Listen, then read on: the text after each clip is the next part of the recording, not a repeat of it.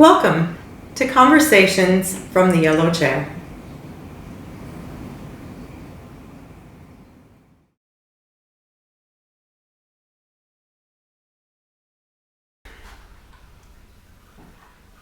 Hi, I'm Andrea Bryk, and I am the owner and director of Waves of Harmony. And with me today is Greg Roberts, PhD, the owner and director of Grief and Trauma Support.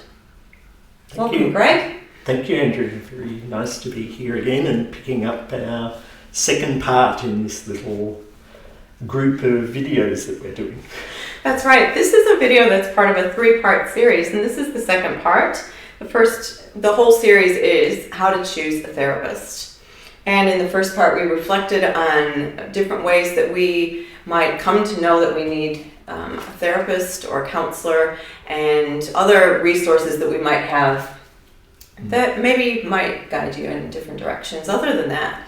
But today we're really focusing on being at the point of knowing that you want to engage with therapy or counseling in some way, and sort of how do you do that. So in this talk, we will be covering group versus individual therapy, which one might be good for you, how to search for a therapist, like what type of therapist or modality might you be looking for, what do they do, and questions that might help you find a good fit. So we like to always emphasize that this is not prescriptive. We're not telling you what to do, but we're just opening up the floor and giving you some ideas to explore and what your intention might be for going to therapy. So sometimes we don't always go into it with clear intentions or what we want to get out of it. And lastly is just thinking about that process and how you might be sitting in the next after this video, and how you might sit with that and go about actioning that. Yeah. So the first part of the talk today, just talking, now we know we're wanting therapy, we've identified that there's a real need, and we're kind of going, yeah, so I'm looking into it, and where do I begin? Greg, do you want to just talk about that a little bit, that very first step off? Yeah, so I think one of the things to consider is once you have a sense of wanting to access counselling or therapy, to consider, does it feel like individual, so one-to-one with a counsellor or therapist, or might it be a situation or a circumstance in your life where you feel like being with a group of other people is going to be what's going to serve you well? So there are a range of aspects that I'd like to just mention. So individual is where perhaps you have a sense that you want that connection with someone individually and perhaps be able to build a bit of a rapport or connection with in order to explore or look at whatever it is that you feel like you're grappling with or wanting to change in your life. And so you'll even from me saying that, you'll have a bit of a sense of whether that's what you're drawn towards. For other people, there is what's referred to as group therapy. It's probably not as readily available here in Australia, but there are therapists out there who will offer group therapy. And often in group therapy, it won't be a great big group. It might be a small group of maybe anywhere from 3 to 6 people, usually not more than 6 people in a group. Yep. That might be focused around particular topics or issues that people are experiencing. Yeah. And it's led by a counsellor or therapist who facilitates that group. So it's therapy and counselling that happens in a group environment, and there's the combination of what the counsellor or therapist brings as well as the conversations from other group members that happens. But it's considered more therapy and counselling focused. Yeah. And then the next aspect that I consider is there's group support. So depending on what's happening for you, there are groups that are sometimes led by volunteers who've had training. Some of them still have a counsellor or therapist involved, but their role isn't to provide therapy, but just to facilitate the group process. Yeah, right. And so it's more about accessing support, hearing people's lived experience, who've had similar experience to you and might have sort of found their own way to grapple with that, share their strategies. And then there are other people in the group sharing experiences and strategies. So it's a little bit more open, loose and less focused than counselling or therapy might be, but nonetheless really effective for some people to access that lived experience of other people and just feel like you have support with what's happening in your life. And that can be across a range of situations, from grief and loss through to relationship breakdown, through to grappling with drugs and alcohol, a whole range of things. You will often find support groups out there. But I feel like it's important to understand the difference between those few of individual therapy, and group support. Yeah. Yeah. And I'm wondering, because we have the luxury of you being here today, Greg, just could you speak to a group that you have facilitated in the past and how you, as the leader and the counselor, the therapist, have gone about sort of the process of knowing the membership, knowing the goals, knowing the needs of that group. Can you just talk a little bit about that, like what might go into that, just to sort of give people from the outside a look in to that? What comes to mind, and perhaps might be useful just briefly, that difference between group therapy and group support. Yes. Usually the therapeutic groups I've been part of, there is structure of some sort, so almost like a program in a way where each session with the group has a topic or a theme that I or the other facilitators lead, maybe some activities or some strategies that are shared with the group. Yep. But then the benefit of the group is there is also sharing from the group of what's happening for them, but also what it's like trying some of the ideas or strategies, or bringing in some of their own and blending it in. So a bit like individual counselling, there might be resources handed out, so handouts. People might be invited to journal between group sessions. Whereas a support group or a peer support group that I'm running, I see my role more as just holding and guiding the group a little bit more. That people will come in and share what's happening for them. And they take the lead a little bit more, like the group takes the lead. And my role is a bit more just to notice themes or topics that might come up that seem important, and then share those back into the group and let the group work with that issue. But I'm less involved when it's a support group. It's because the group's sort of supporting itself. But it's having someone there like myself. But as I said, sometimes it's a volunteer or someone with lived experience who has a little bit of training in group work, who is able to just sort of be there and make sure that the group happens, and to keep an eye on people feeling safe and comfortable, and watching confidentiality and privacy and those sorts of things, and safety of the group. But people in the group support each other is more the process. So hopefully that gives you a bit of a sense. Yeah.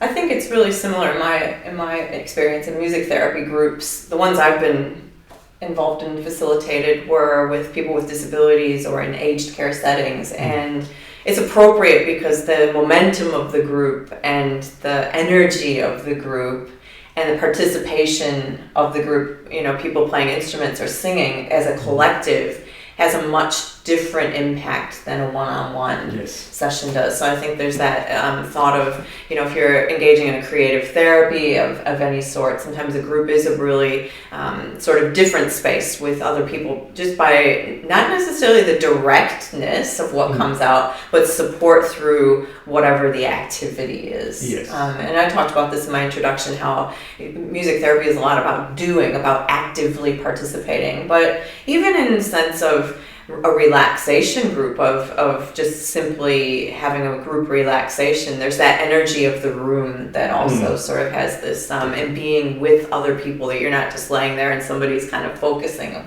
wholly on you. It can have a whole different feeling for you. Yeah. Sometimes definitely. people want to go to groups to sort of be in a space surrounded by people collectively, rather than feeling one-on-one can feel exposed and quite a bit intense sometimes too. So I think that takes the edge off of those things sometimes. So different reasons and purposes for groups, or different benefits, I suppose, and different considerations, I guess, coming from a therapist. If the therapist or the counselor or the facilitator running the group, they should be aware, and this is something you might want to check if you're going into a group, is are they aware of the collection of people coming into that room, that everybody is actually appropriate for that group and feeling especially safe and supported through that. So I guess being a little bit practical, to sort of round off that sort of conversation about individual and group, that if you're looking for counselling or therapy or support of some sort,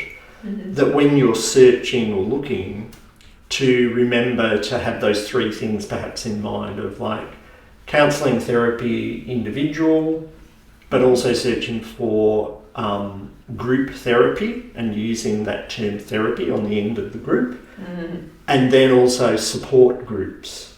So the word support. So they would be the different things depending on what you feel like you need. When you're searching, if you're using a search engine of some sort, they would be the things to bear in mind. If you want a support group, as I've described, you start searching for around topic or area that you're looking for. But if you feel like you want something a bit more focused and a bit more like therapy, but in a group, then group therapy.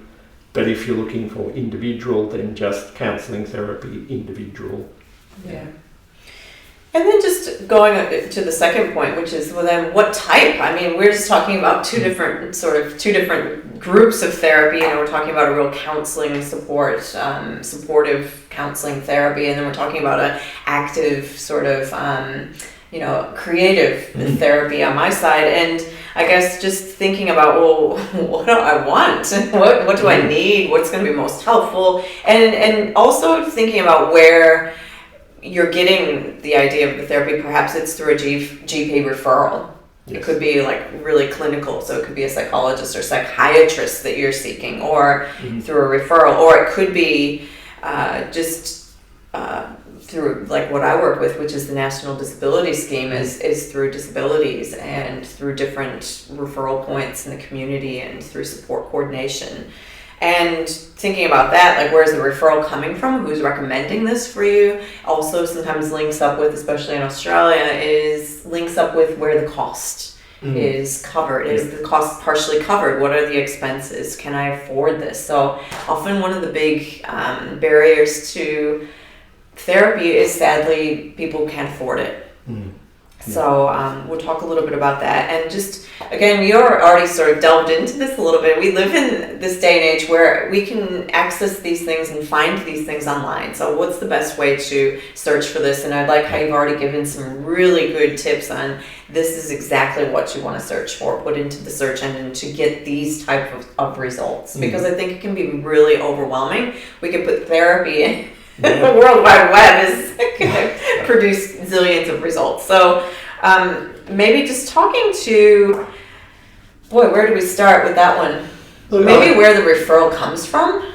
Would that make sense? Well, I'm also wondering even a step back from that, from what we refer to as a holistic sense, of also thinking about what you're interested in or needing support with, whether it's around more psychological, emotional aspects of life. And like, we're affected at all levels, but is there an aspect of your life that feels like it's needing more attention? Is it sort of more physical?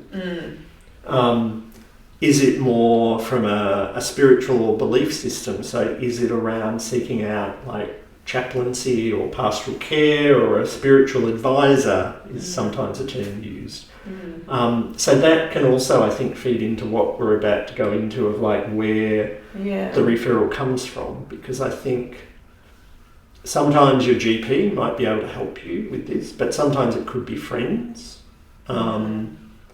And it's just sort of starting the process, but I think that's part of it as well, holistically thinking, where do I feel like my life is sort of needing attention, but then also your preferred way of, again, using that word, grappling with things. So do you prefer something that's a bit more practical and doing? You mentioned about with music therapy, it's about sort of engaging in the process. Or are you someone who just likes to sit and talk through things? So that's also part of working out which therapist or what type of therapy and what they do might be helpful. Actually reading, we use the term modality around what they do. Are they an art therapist or a music therapist, or are they a person who works a lot with the body? Are they someone that works a lot more with talking and what might be called narrative therapy? Yes, or family therapy, or... Yeah, or are you someone who's very thought focused, and so you want to be able to understand and grapple with ideas and have information, and so is CBT a little bit more something that might, so cognitive behavioural therapy, where you're grappling with thought processes and working things out. So continuing that thread, I'm thinking of somebody going, okay, so where do I start? And thinking about that I want to say it's sort of a spectrum of sort of from the really medical side, being a psychiatrist and needing some medication to also work with the psychological space, and then all the way over to really sort of existential, spiritual, sort of more how I feel sort of space, and then everything in between. And then just knowing that we have different ways of addressing that through talking, through doing things, maybe through focusing or meditation, or through our spiritual sense, or just sitting with things, or through different, perhaps those resources come through in those spaces. So thinking about that sort of spectrum, I think, where do you find yourself on that, in that space? What are you needing in that space? And then kind of finding that ground. So what kinds of therapies are in here? Sort of on the psychological space, things that kind of come to my mind are sort of even hypnosis, or you might have, like you said, EMDR therapy, which is rapid eye sort of movement and going into things. Psychotherapy, which is a little bit different than psychology. So these are some sort of sitting on that side a little bit more. So if you're interested in that, maybe start your search there in some of those terms. So, and getting some of that sorted out and looking into that space a little bit. What resonates with me in these different practices and what I need. And perhaps some of those are actually more on the medical side, so they tend to be partially subsided or partially paid through healthcare funds or through Medicare in Australia. So we want to look at that too, if it's a cost thing. Yes. And again, we're speaking about one-on-one therapy here. Yeah. And I think also considering if you have health insurance, sometimes, not all, but some health insurance allows a broader scope of therapy you can access, whereas other health insurance might be a little bit more limited and a bit more towards the medical side. So it's always worth checking out, as you said, Andrea, cost-wise, what are the possibilities to subsidise cost, and then just asking each individual therapist what their fees are, because that can vary quite a lot as well. Some therapists actually use sliding scale, or some therapists have a package where if you partake in a certain number of sessions. And I don't want to put people off of partaking in a number of sessions, because I know I'm going to get into this sort of middle sort of, call it, on the spectrum of therapies that are, like, maybe the creative therapies are in there, maybe counseling, I would say Gestalt therapy, which is sort of looking at families in whole, bigger picture. But looking at some of those therapies and like music guided imagery, for example, very often we are looking for somebody to engage for at least 6 sessions, because we know that there's an arc to the therapeutic journey that they'll be on through those sessions. So some of these therapies might have requirements of attending for more than one sessions. And through that you purchase a package, and this could be paid at once or it could be paid at the end. It's often negotiated how that works. So kind of wanted to go into that space as well, into that middle sort of space. Can you think of other sort of, I'm thinking more of the creative art space because that's my world, but what else might fall? There's such a range out there. Like I know here in Australia, and I think elsewhere, there's what is referred to as soul-centered psychotherapy, you know, which perhaps falls in that space. There are family therapists. And in this whole range, there are social workers, occupational therapists, counselors, mental health nurses who have a nursing background, psychosocial coaches, mental health certified coaches now, licensed practitioners. So we have sort of these, they're more growing into certificates and there's a background there, but people are more focused in these areas, but still not quite as medically based, but they can be a little bit more in that middle space, I think. Yeah, definitely. And then we've got the real sort of... Well, I think what we might call grassroots sort of approach, which... and I guess when you're saying spectrum, I know you're sort of meaning like what we're trying to say, we're saying spectrum across this way, not in there's a hierarchy in this case. Not a hierarchy. It's not a case of one is more beneficial than the other. And I'm just saying that because sort of at this part of the spectrum would be perhaps even people with lived experience, people who you know have life experience and maybe a little bit of training. They might have been to some workshops and things like that, or done a lot of personal development themselves, and are offering a range of things. Or it could be a yoga teacher who offers yoga in the park as a form of, you know, not full-on therapy, but an opportunity to sort of feel connected to the environment while doing some physical activity that is about your well-being and helping you. I think on that end of the spectrum, like you had mentioned, is more what I think of as the healers, or more of the spiritual, sort of they're really furthest away from the medical side. Yes. Yeah, so we're looking at just that spectrum of from medical to probably most spiritual or most innate sort of therapies, and looking at that as along there you're going to find different things, and you might categorize them different. It's not about categorizing them, it's just about, well, how do you sort of refine your search? What are you after? What resonates the most? I was going to say, and ultimately it's what feels like it connects to you and feels like it's supportive of you and what you need. Yeah. And you could be getting a bit of everything. You could go for more than one at one time as well, and get a little bit of all. I just want to point out that in each of these, along this whole spectrum, I think it's really important to realize that there's a lot of crossover as well, because a lot of people with, even in the medical space, in the middle space, or in the other space, they might have backgrounds. Like I know for Lisa Rankin in the US, she was a doctor before she became sort of now what I would consider a spiritual healer. And she's got that background. And then there's people on sort of the other side who've been really, you know, sort of, I think, and moved into more medical settings. So I think we can see a lot of sort of mixtures of people and their experiences. So what's really important I think my suggestions are when you go into those searches is also look into, now that everybody's got a website, everybody has material out there, you can really get a sense of what is this person's background, what are their credentials, what is their lived experience, what's their jam, like what are they actually, what are they saying, What are they promising?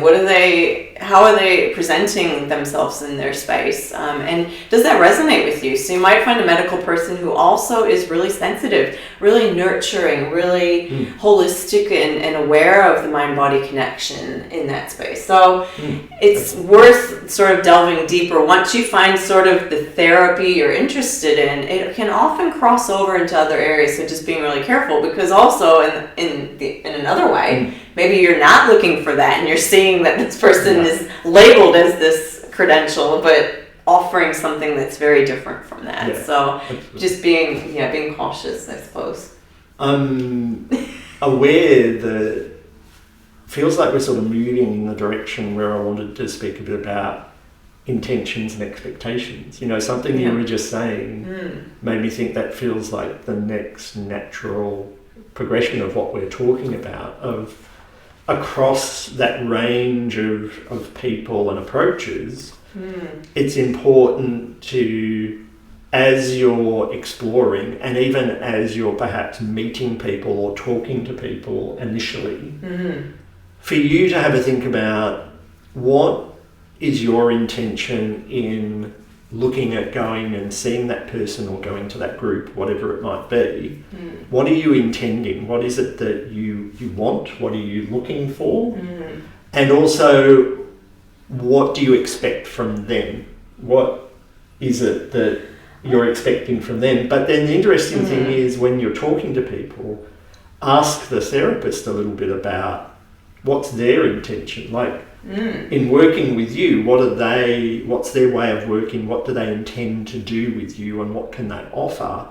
As well as what are they going to expect from you, which you touched on, which might be, well, actually, I expect that if you engage with me, I would like you to come to at least 4 sessions. And I ask you to commit to that.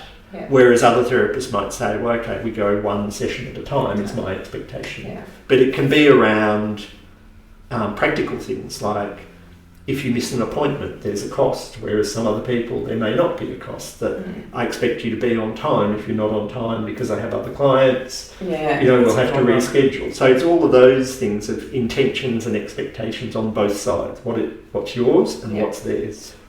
And I think a really important thing to point out at this stage is that, again, you're listening to this, you're watching this vlog, and you're interested in engaging with a therapist. And perhaps one of the reasons you are is because you're feeling really vulnerable, that you're not at your best, and you're not trusting, and you're not feeling great. And I think one of the things that happens often in this space is that you don't feel like you have the autonomy and control that you should have. And what you are in this situation is you are the consumer. To put it sort of in a term, is you are the consumer. So you are seeking, you're not desperate, you're seeking what you want, and you're seeking a service that's helpful for you. At any time, it is up to you to exit that if it's not serving you. It's up to you to decide what the right fit is. So you're in control.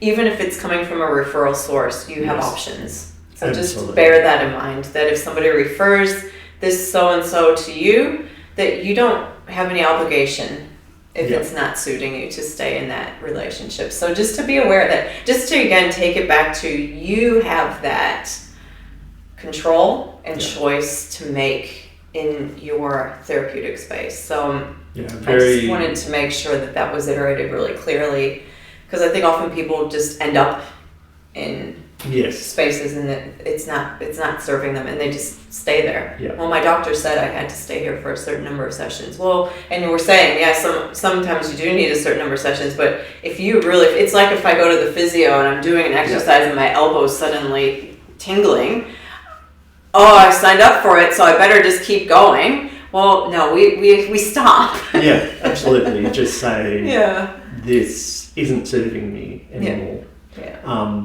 And I know it's maybe getting a bit technical, but really that idea of you do have autonomy, like you have that ability to say at any point, this doesn't feel comfortable to me, or this is not working for me, or this feels like it's harming me. It feels like you know, like we might do with medications, you know, to be able to say, I know you've told me that this medication will really help me, but I feel like it's harming my lifestyle and who I am. Yeah. I need to stop, and we need to talk about what I do about that. Yeah.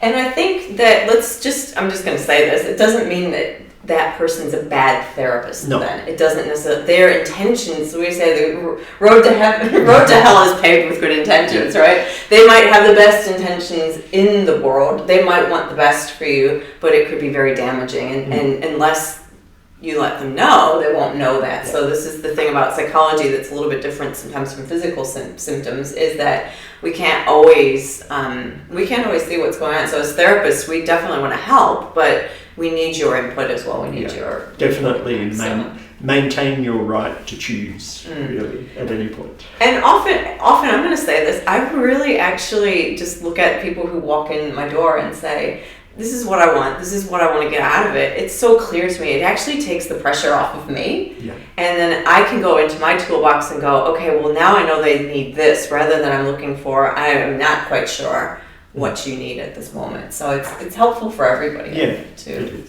Yeah. Absolutely. So, yeah, great. So I think today, going through this talk, I think has hopefully helped you decide between a group therapy, group support, or individual. I'm gonna make sure I get those right now.